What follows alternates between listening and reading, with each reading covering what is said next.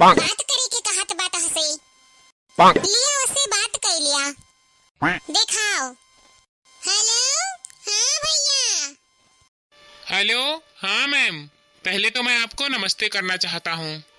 टकरा। जी जी नमस्कार मैम। नमस्कार। मैम मैं एसबीआई से बात कर रहा हूँ। ठीक बा पहले वहीं के बात कर लियो, बाद में मौका चिन्ह। अच्छा वो सब छोड़िए, पहले ये बताइए मैम कि एसबीआई में आपके घर के खाते हैं? अरे नहीं भैया, एसबीआई में कोई नहीं खात। सब घर ही में बनत बा खाना, सब घर ही में खात। अरे नहीं नहीं मैम, मेरा मतलब है कि बैंक में आपके खाते हैं। अरे नहीं भैया, हम ना घर ही में खाता हई।